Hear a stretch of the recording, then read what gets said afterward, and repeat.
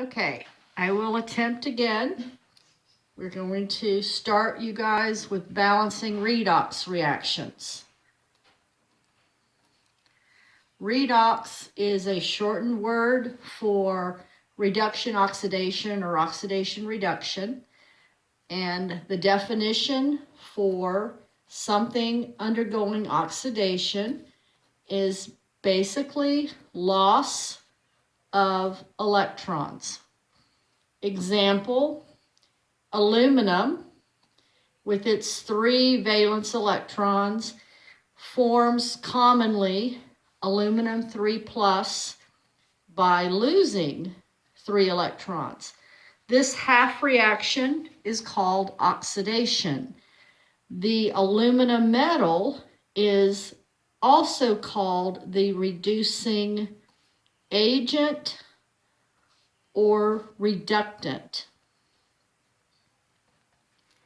The example of reduction, which is the other half reaction, means gain of electrons.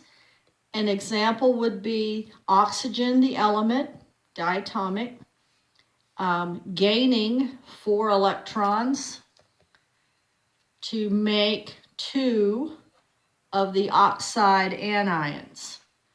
As we can see, oxygen, each oxygen atom has 6, so it's going to need, each one's going to need 2 electrons, so that's why we're gaining 4 here. The species undergoing reduction, the oxygen, is also called the oxidant or the oxidizing agent.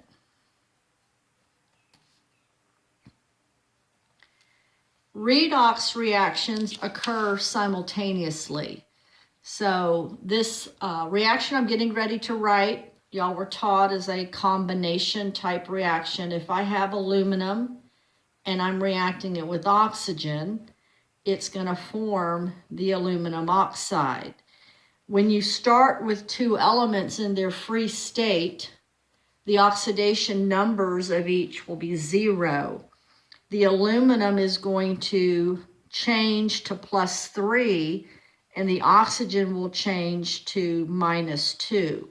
So the aluminum actually had an algebraic increase of 3, which is another indication of oxidation.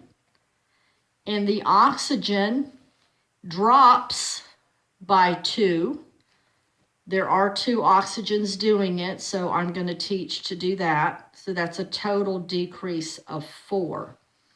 The goal in oxidation reduction reactions is simply to get the electrons to balance. The amount being lost has to equal the amount being gained. So I'm going to teach to basically cross multiply.